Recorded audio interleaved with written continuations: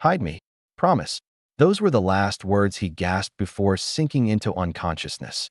For Elara Finch, a dedicated village nurse with dreams bigger than her tiny, rundown clinic, that desperate plea would change everything. She'd just pulled this stranger from a flaming car wreck, risking her own life without a second thought. All she knew was that a man was hurt and needed her help. What she didn't know was that this man, with his haunted eyes and regal bearing, was Kaelen Rhyan, the crown prince of Erador. The accident wasn't an accident at all. It was a failed assassination. Hiding a prince in a small cottage isn't exactly easy.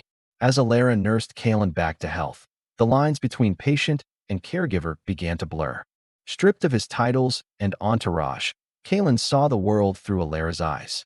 He saw her tireless dedication to her community, patching up wounds with meager supplies. He saw her vision board, covered in sketches and notes for a proper clinic, a dream that felt impossibly far away. The arrogant prince began to fade, replaced by a man genuinely captivated by her strength and compassion. For the first time, Kaelen felt a connection that had nothing to do with his royal status. He started neglecting his duties, ignoring the frantic calls from the palace, wanting to stay in this simple, honest world he'd found with her. But secrets like his can't be kept forever. One day, the thunder of engines and the gleam of polished cars shattered their fragile peace. The royal convoy had found him. As Kaelen was whisked away, Elara's heart shattered. He wasn't just a man she'd saved. He was a prince who had lied to her. His promise to repay her with money felt like a slap in the face. "I didn't want your money," she cried. "I just wanted you." Kaelen left, torn between his duty and his heart, leaving Elara to face the devastating aftermath alone. And the aftermath was brutal. Kaelen's political rival, the cunning Lord Marius Thorn, saw his opportunity. He launched a vicious smear campaign, leaking Elara's private journal and clinic financial records to the press. The headlines were cruel, painting her as a manipulative gold digger who had orchestrated the entire situation to trap a prince. The woman who had selflessly saved a life was now branded a villain in the eyes of the kingdom. Her dream of a clinic was in ruins, and her reputation was destroyed. She was completely isolated, betrayed by the man she thought she knew and hunted by a public that now despised her. Just when Elara felt she had lost everything, a message arrived. Her grandmother was gravely ill. Without hesitation, she packed a small bag to rush back to her village. But she wasn't going alone. Kaelen, consumed by guilt and a fierce need to protect her, appeared at her doorstep. He knew Lord Marius wouldn't stop at just ruining her name. The failed assassination attempt proved his rival was desperate and dangerous. "I'm coming with you," he insisted. "He's not just after you. He's still after me, and I won't let you be the bait." Their journey was tense, a silent truce hanging between them as they navigated the back roads, constantly looking over their shoulders. Their fears were realized at a remote, foggy dock where they were supposed to meet a boat. Out of the mist, Lord Marius and his mercenaries emerged, surrounding them. The trap was sprung. In the chaos that followed, Marius grabbed Elara, pressing a cold blade to her throat. "It's over, Your Highness," he sneered at Kaelen. "You can have your life, but the throne will be mine. And as for your little nurse, she's a loose end." Panic seized Kaelen. Seeing the terror in Elara's eyes, watching the blade press against her skin, he knew in that instant what he had to do. Nothing else mattered. Not the crown, not his duty, not his kingdom.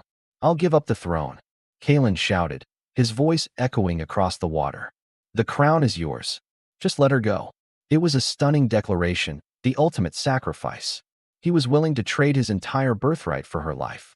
Marius hesitated, shocked by the offer. That moment was all the opening they needed. Suddenly, the sound of boots on gravel and authoritative shouts cut through the tension. Kaelen's loyal investigator, Sergeant Marcus, had tracked them, arriving with the palace guard. The mercenaries were quickly overpowered, and Lord Marius was arrested, his plot finally exposed and his ambition brought to an end. Elara was safe, wrapped in Kaelen's arms, the weight of his sacrifice settling between them. The news of the prince's abdication sent shockwaves through the royal council. They convened to pass judgment on Kaelen for his reckless choices and for abandoning his duty. But as the stern-faced council members prepared to deliver their verdict, a sound began to swell from outside the palace, the roar of a crowd. The villagers, Elara's friends and neighbors, had marched all the way to the capital.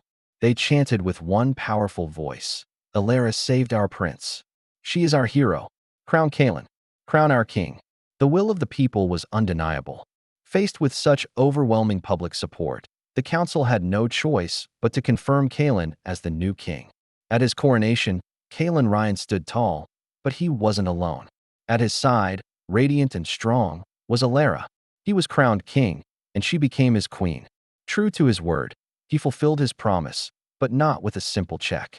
He commissioned the construction of the brand new Elara Finch Community Health Center, a state-of-the-art facility that would serve her village for generations. It was her dream, realized not through charity, but through her own courage and integrity. As they stood together, looking out at their people, Kaelen took her hand. "The crown was always just a heavy weight," he whispered. "You, Elara, you gave me a reason to wear it."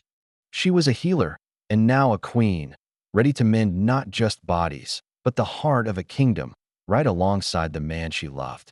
Thank you so much for watching this story unfold.